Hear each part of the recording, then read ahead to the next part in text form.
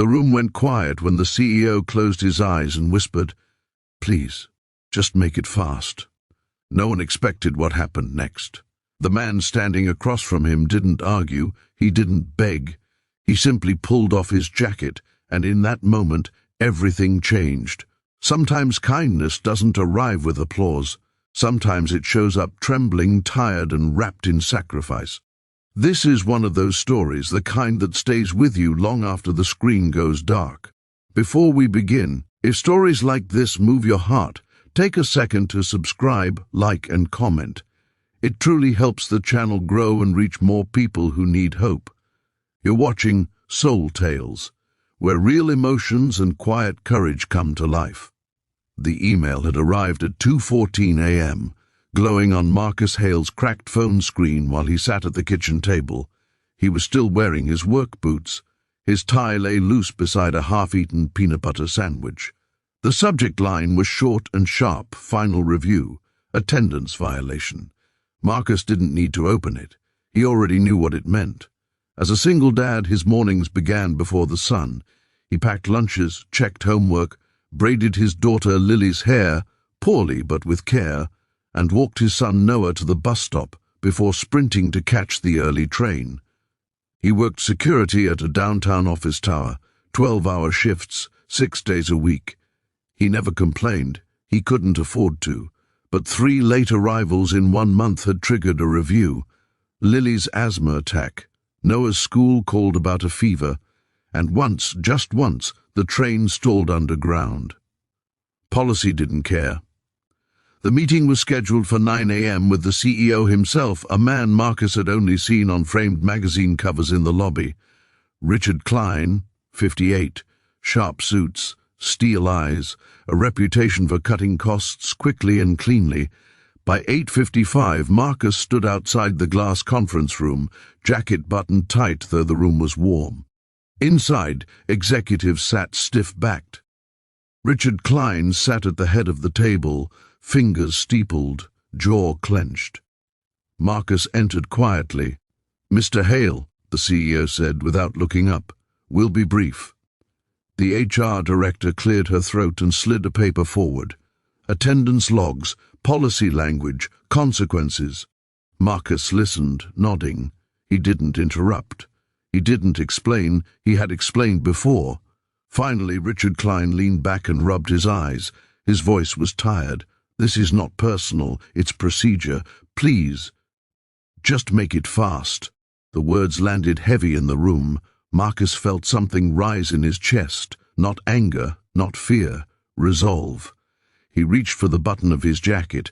Everyone watched, confused, as he slowly pulled it off and laid it on the table. "I won't take much of your time," Marcus said gently. "But before you decide, I want you to see something." He rolled up his sleeves. On his forearms were faint scars, burn marks, old cuts, not fresh, not dramatic, just there. "These are from my second job," he said. "I clean restaurants at night, mostly kitchens, hot oil, broken glass. I don't mention it because it's not relevant to my work here." The room shifted. Marcus took a breath. "I'm a single dad. My wife passed away 3 years ago. Since then it's just been me and my kids. I don't have backups. When they're sick, I'm there. When school calls, I answer." He paused, eyes steady. "I've never missed a shift. I've never left early. I've covered holidays without complaint. I only ask that the company sees me the way I try to see others, with understanding." Silence.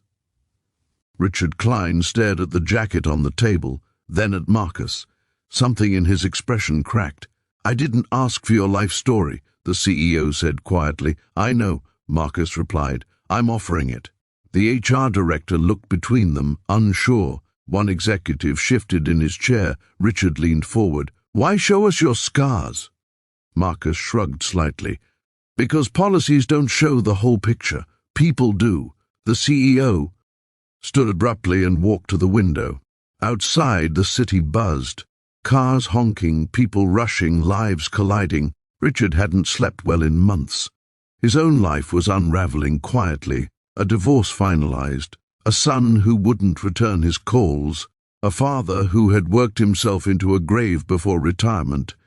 He had promised himself he wouldn't repeat those mistakes. Yet here he was. He turned back slowly. "Mr. Hale," he said, voice softer now, "why didn't you tell your supervisor about the second job?" Marcus smiled faintly. "Because I didn't want special treatment. I just wanted a fair chance." Richard nodded. He picked up the paper, then set it aside. "Policy exists to protect consistency," he said, "but consistency without compassion becomes cruelty." The room held its breath. "I'm overturning the termination," Richard said, "effective immediately." The HR director blinked. "Sir, and," Richard continued, "we're implementing a flexible attendance buffer for caregivers. Starting today." Marcus felt his knees weaken. He hadn't expected that. He'd only hoped to walk out with dignity. "Thank you," he said, voice thick. Richard gestured to the jacket. "Keep it on next time," he said gently. "You've earned it." As Marcus left the room, something shifted, not just for him, but for everyone who witnessed it. That afternoon, an email went company-wide announcing the new policy. Messages poured in. Parents, caregivers, people who had been silently struggling. And that night Marcus came home early. Lily was coloring at the table. Noah was building a crooked tower of blocks. They looked up as he walked in. "You're early." Noah grinned. Marcus knelt and hugged them both. "Yeah," he whispered. "I think things are going to be okay." Across the city, Richard Klein sat alone in his office long after dark.